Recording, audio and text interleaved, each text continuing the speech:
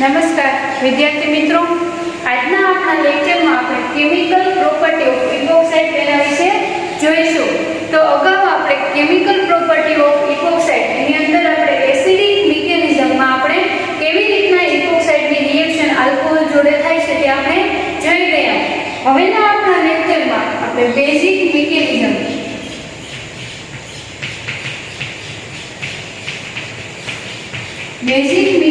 Through કેવી રીતના reaction થાય છે તે જોઈશું. આપણે ઇપોક્સાઇડ છે તેના વિશે ઇન્ટ્રોડ્યુસ છે તે જોઈ ગયા કે 3 મેમ્બર કાર્બનિક આપણને જોવા મળે છે વિથ ઓક્સિજન, તેને આપણે ઇપોક્સાઇડ કહીશું. અને ઇપોક્સાઇડની અંદર મેઇનલી આપણને એંગલ સ્ટ્રેન છે તે જોવા મળે છે. અને ઇપોક્સાઇડની કેમિકલ રિએક્શન છે તેમાં આપણે એસિડિક મિકેનિઝમ છે તે જોઈ ગયા છીએ.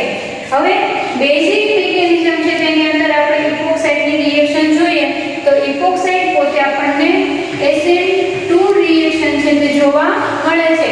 તો SN2 રિએક્શન આપણે કોને કહીશું કે વન સ્ટેપ રિએક્શન પરફોર્મ થતી હશે તેને જ આપણે SN2 રિએક્શન કહીશું. તો હવે આપણે એનું એક્ઝામ્પલ જોઈએ કે ઇપોક્સાઇડની રિએક્શન જોઈએ આપણે.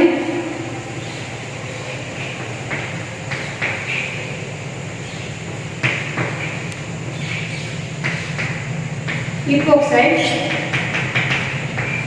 જ્યારે આપણે એસિડિક મિકેનિઝમ છે અને ઇપોક્સાઇડની રિએક્શન જોઈએ ત્યારે આપણે વાત કરેલી કે ઇપોક્સાઇડ જોડે જ્યારે આલ્કોહોલ રિએક્શન આપે છે ત્યારે જે મોર હિન્ડ્રેડ કાર્બન છે તેની જોડે આલ્કોહોલ એટલે કે ન્યુક્લિયોફાઇલ છે તે પોતે અટેક થતું હતું. પણ બેઝિક મિકેનિઝમ છે તેમાં એનાથી ઉલટું થશે કે જ્યારે લેસ હિન્ડ્રેડ કાર્બન આપણને જે હશે ત્યાં જ ન્યુક્લિયોફાઇલ છે તે અટેક થશે. તો આપણે લેસ હિન્ડ્રેડ કાર્બન જોઈએ તો અહીંયા આપણને લેસ હિન્ડ્રેડ કાર્બન છે તે જોવા મળે છે. તો અહીંયા ફર્સ્ટ ઓફ ઓલ આપણે રિએક્શન છે તેની આલ્કોહોલ જોડે રિએક્શન કરીશું CH3OH. તો આપણે કઈ કીધું કે બેઝિક મિકેનિઝમ છે તેની અંદર આલ્કોહોલની રિએક્શન કોની જોડે થાય છે જે લેસ હિન્ડ્રેડ કાર્બન છે તેની જોડે આપણને થતી જોવા મળે છે. તો હવે આપણે અહીંયા રિએક્શન જોઈએ તો આલ્કોહોલ છે તે આ કાર્બન જોડે બાઇન્ડ થશે તો અહીંયાનો બોન્ડ છે તે બ્રેક થતો જોવા મળે છે. ઓક્સિજન ઉપર બે લોન પેર જોવા મળે છે. તો હવે આપણે જોઈએ સ્ટ્રક્ચર કેવી રીતના મળે છે. આ ઓક્સિજન અહીંયાથી દૂર થાય છે. ઓક્સિજન પોતે ઇલેક્ટ્રોન લઈને દૂર થાય છે એટલે ઓક્સિજન ઉપર નેગેટિવ ચાર્જ આપણને જોવા મળે છે. હવે અહીંયા જોઈએ કાર્બન, અહીંયા હાઇડ્રોજન R ગ્રુપ અને એની જોડે લેસ હિન્ડ્રેડ જે કાર્બન છે તેની જોડે વીક ન્યુક્લિયોફાઇલ છે પોતે અટેક કરે છે. CH3 ઓક્સિજન ઉપર પોઝિટિવ ચાર્જ આપણને જોવા મળે છે. તો આવી રીતના આપણને સ્ટ્રક્ચર છે તેનું ફોર્મેશન થતું જોવા મળે છે. હવે આપણે જોઈએ કે પ્રોટોન ટ્રાન્સફર કરીએ આપણે.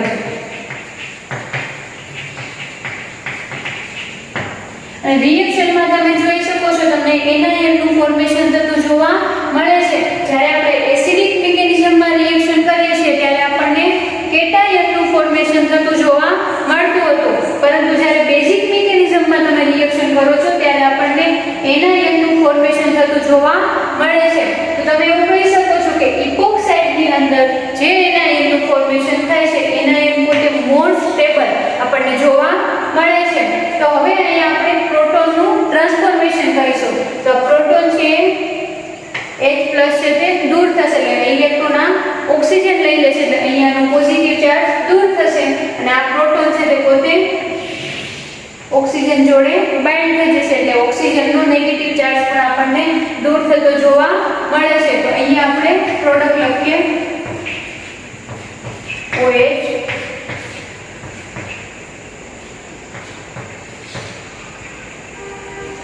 R ગ્રુપ અને અહીંયા OCH3. અહીંયા પણ તમે જોઈ શકો છો બંને એકબીજાની ટ્રાન્સપોઝિશનમાં આપણને પ્રોડક્ટ છે તે જોવા મળે છે. તો બંને આપણે રિએક્શન જોઈ ગયા chemical reaction of epoxide with alcohol. તેમાં આપણે બંને રિએક્શન જોઈ ગયા with basic mechanism and with acidic mechanism. તો વિથ બેઝિક મિકેનિઝમની આપણે વાત કરીએ તો પોતે SN2 રિએક્શન આપણને આપે છે. અને એની બીજી આપણે રિએક્શનમાં જોઈએ મિથેનોલ છે, કોઈ પણ આપણે આલ્કોહોલ લઈશું કે આલ્કોહોલની રિએક્શન પોતે અટેક છે તે લેસ હિન્ડર્ડ કાર્બન છે તેની સામે જ પોતે અટેક કરે છે. તો આવી રીતના આપણને પ્રોડક્ટ મળે છે અને પ્રોડક્ટની અંદર આલ્કોહોલ જે ગ્રુપ છે તે બંને એકબીજાની ટ્રાન્સપોઝિશનમાં આપણને જોવા મળે છે. એની અંદર જે એનાયનનું ફોર્મેશન થાય છે, એનાયન પોતે મોર સ્ટેબલ ફોર્મમાં આપણને જોવા મળે છે. તો આ હતી રિએક્શન ઓફ બેઝિક મિકેનિઝમ, એટલે કે આપણે ઇપોક્સાઇડની રિએક્શન કરીએ છીએ તે બેઝિક મિકેનિઝમ એની જોઈ ગયા. હવે આપણે એના અલગ અલગ એક્ઝામ્પલ છે તે જોઈશું.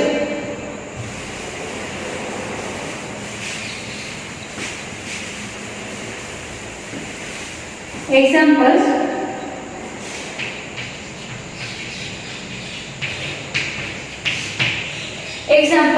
તો સિમ્પલ આપણે એક્ઝામ્પલ લઈએ કે એની રિએક્શન આપણે ઇપોક્સાઇડની રિએક્શન આલ્કોહોલ જોડે કરાવીએ.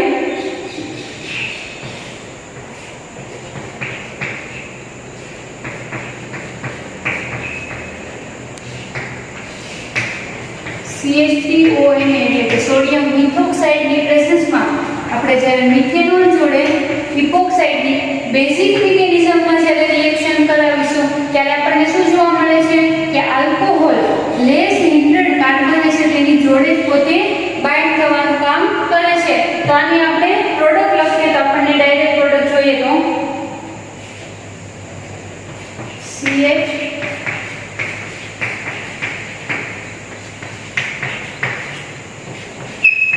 CH3 ડાયરેક્ટ આપણને પ્રોડક્ટ છે તે જોવા મળે છે. આ પ્રોડક્ટ આવી રીતના આપણને જોઈ શકીએ છીએ કે બંને એકબીજાની ટ્રાન્સપોઝિશનમાં આપણને જોવા મળે છે. તો આને સિમ્પલી આપણે જોઈએ કે રિએક્શનની અંદર તમે જોઈ ગયા કે અહીંયા જે મિથેનોલ છે તે લેસ હિન્ડર્ડ કાર્બન જોડે પોતે બાઇન્ડ થાય છે અને બાઇન્ડ થઈને આપણને શું થશે કે અહીંયા પોતે કાર્બન જોડે બાઇન્ડ થશે એટલે કે અહીંયાનો ઓક્સિજન બોન્ડ છે તે બ્રેક થશે એટલે કે OH ગ્રુપ છે તે અહીંયા પોતે બાઇન્ડ થતું જોવા મળે છે. એનું આપણે બીજું એક્ઝામ્પલ જોઈએ. આ એક્ઝામ્પલ ફર્સ્ટ ઓફ ઓલ આપણે ડિસ્ક્રાઇબ કરીએ. તો અહીંયા તમે જોઈ શકો છો કે CH2 જોડે પોતે બાઇન્ડ થશે CH3 અહીંયા ઓક્સિજન ગ્રુપ છે તે બ્રેક થાય છે એટલે ઓક્સિજન નેગેટિવ ચાર્જ આપણને જોવા મળે છે. અહીંયા કાર્બન ઉપર CH2OH આપણને જોવા મળે છે. ઓક્સિજન ઉપર આપણને પોઝિટિવ ચાર્જ જોવા મળે છે. તો અહીંયાથી આપણે H+ દૂર કરીશું એટલે ઓક્સિજન પરનો પોઝિટિવ ચાર્જ દૂર થશે અને હાઇડ્રોજનને આપણે ઓક્સિજન પર ટ્રાન્સફર કરીશું એટલે ઓક્સિજનનો નેગેટિવ ચાર્જ પણ આપણને દૂર થતો જોવા મળે છે. અને ફાઇનલી આપણે પ્રોડક્ટ લખીએ તો CH3OH CH2OCH3 આપણને ફાઇનલ પ્રોડક્ટ છે તે જોવા મળે છે. હવે આપણે બીજું એક્ઝામ્પલ જોઈએ.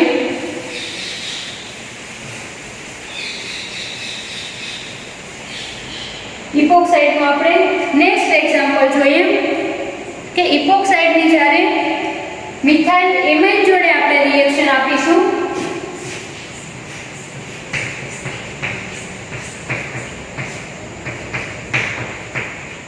આ ઇપોક્સાઇડની રિએક્શન આપણે આલ્કોહોલ આવે આપતા ત્યારે આપણને કંઈક અલગ પ્રોડક્ટ મળે છે. હવે આપણે CH3NH2 મિથાઇલ એમાઇન જોડે રિએક્શન આપીશું ત્યારે શું પ્રોડક્ટ જોવા મળે તે જોઈએ. તો ફર્સ્ટ ઓફ ઓલ આપણે બેઝિક મિકેનિઝમની અંદર રિએક્શન કરીએ છીએ એટલે આપણું મિથાઇલ એમાઇન છે તે લેસ હિન્ડર્ડ કાર્બન જોડે પોતે બાઇન્ડ થશે અને અહીંયાનો ઓક્સિજન બોન્ડ છે તે બ્રેક થશે. તો અહીંયા આપણને પ્રોડક્ટ મળે તે જોઈએ.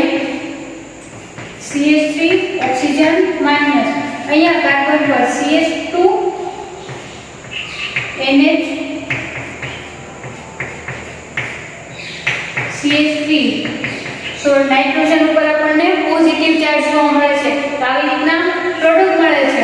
હવે આપણે પ્રોટોન છે એનું ટ્રાન્સફોર્મેશન કરીશું આ ઓક્સિજન ઉપર ત્યારે આપણને કંઈક આવી પ્રોડક્ટ જોવા મળે છે.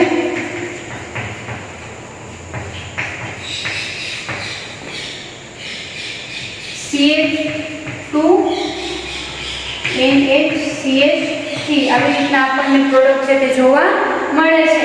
તો આ તે બેઝિક મિકેનિઝમની અંદર ઇપોક્સાઇડની રિએક્શન કે ઇપોક્સાઇડની જ્યારે આપણે બેઝિક મિકેનિઝમમાં રિએક્શન કરીએ છીએ ત્યારે આપણને આવી રીતના પ્રોડક્ટ છે તે જોવા મળે છે. છે અને મળતી પ્રોડક્ટ છે તે બંને એકબીજાની ટ્રાન્સ પોઝિશનમાં આપણને જોવા મળે છે. લાસ્ટ એક્ઝામ્પલ આપણે જોઈએ. અહીંયા જોઈ શકો છો બંને કાર્બન છે તે સેમ ઇન્ટ્રસ કાર્બન કમ્પાઉન્ડ આપણને જોવા મળે છે. એનું આપણે રિડક્શન વિથ LiAlS બોન્ડની પ્રેઝન્સમાં છે રિડક્શનની પ્રોસિજર કરીશું. તો જ્યારે આપણે LiAlS પર એટલે કે લિથિયમ એલ્યુમિનિયમ હાઇડ્રેટ જોડે ઇપોક્સાઇડની રિએક્શન આપીશું સેમ ઇન્ટ્રસ કાર્બન કમ્પાઉન્ડ આપણને જોવા મળે છે ત્યારે પ્રોડક્ટમાં આપણને રિડક્શન થઈને CH3CH2OH એટલે કે ઇથેનોલ છે તે જોવા મળે છે.